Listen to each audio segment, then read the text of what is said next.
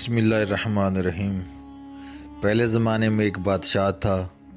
وہ شکار کے ارادے سے نکلا تھا کہ اس دوران اس کی نظر ایک خوبصورت لونڈی پر پڑی اور بادشاہ پہلی نظر میں اس پر عاشق ہو گیا، لہٰذا اس نے اس لونڈی کو خرید لیا اور خدا کی قدرت کے وہ لونڈی بیمار پڑ گئی۔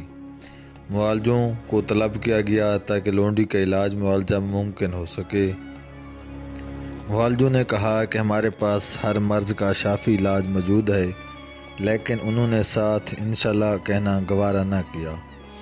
لہٰذا اللہ تعالیٰ کو ان کا یہ رویہ پسند نہ آیا اور اللہ تعالیٰ نے ان کے علاج کو اپنی شفاعت سے محروم رکھا اور ان کے علاج معالجے سے کچھ وصول نہ ہوا۔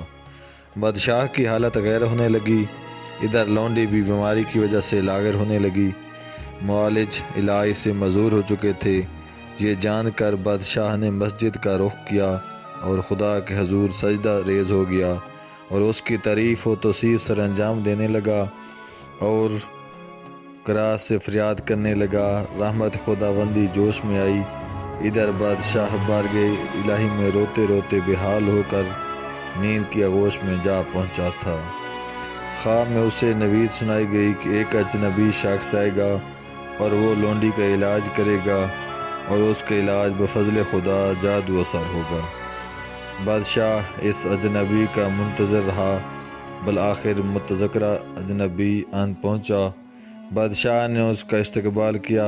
بادشاہ نے اس اجنبی مہمان سے ملاقات کی اور عاجزی و انکساری کے ساتھ پیش آیا اور اس سے مدد کی درخواست کی۔ بادشاہ اس اجنبی کو بیمار لونڈی کے پاس لے گیا۔ اس نے لونڈی کا معائنہ کیا اور یہ انکشاف کیا کہ معالجوں نے اسے جو دوا دی تھی وہ درست نہیں تھی، کیونکہ وہ جسمانی طور پر درست تھی، صرف دل کی بیماری میں مبتلا تھی۔ لونڈی کے مرض سے اشنائی حاصل کرنے کے بعد اجنبی نے بادشاہ سے کہا، میں تنہائی میں لونڈی کے ساتھ بات چیت کرنا چاہتا ہوں۔ اجنبی نے اس سے دریافت کیا کہ وہ کس شہر سے تعلق رکھتی تھی، اس کے رشتہ داروں کے بارے میں دریافت کیا، اس سے مختصر سوال کرتا رہا۔ در حقیقت وہ جاننا چاہتا تھا کہ لونڈی کس کے سامنے اپنا دل ہار چکی تھی۔ لونڈی کے ساتھ اجنبی کی بات چیت کے دوران اچانک کسی موڑ پر شہر سمرقند کا ذکر آیا۔ اس شہر کا نام سن کر لونڈی نے ایک ٹھنڈی سانس لی اور اس کی آنکھوں سے اشک بہنے لگے۔ اس نے اپنی داستان سناتے ہوئے کہا کہ اس شہر میں ایک تاجر نے مجھے ایک امیر کبیر سنار کے ہاتھ فروخت کیا، جس نے مجھے 6 ماہ اپنے پاس رکھنے کے بعد دوبارہ فروخت کر دیا۔ اس تذکرے پر لونڈی کے چہرے پر زردی چھا گئی۔ اجنبی نے لونڈی سے اس سنار کا نام اور پتہ دریافت کیا اور اسے تسلی دی کہ فکر نہ کر، تیرا مرض میں سب سمجھ چکا ہوں، اب تیرا مرض انشاءاللہ رفع ہو جائے گا۔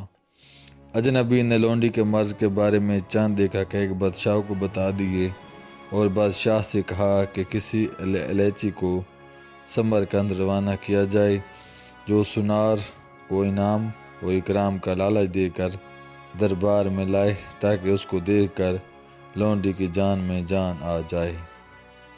بادشاہ نے 2 ایلچی سمرقند روانہ کیے جو اس سنار تک جا پہنچے اور سنار کے فن کی تعریف کرنے لگے۔ بادشاہ کی جانب سے کچھ انعام و اکرام اور سونا چاندی اسے پیش کیا۔ اپنے ساتھ چلنے کے لیے کہا۔ وہ بیوی بچے کام کاج شہر گھر بار سب چھوڑ کر ان کے ساتھ چل پڑا۔ اسے بادشاہ کے حضور پیش کیا گیا، اس کی قدر و منزلت سر انجام دی گئی اور اسے ڈھیروں سونا دے کر شاہی زیورات اور ظروف سازی کی ہدایت کی گئی۔ اجنبی نے بادشاہ کو مشورہ دیا کہ لونڈی اس سنار کے حوالے کر دی جائے، لہٰذا بادشاہ نے لونڈی سنار کے نکاح میں دے دی۔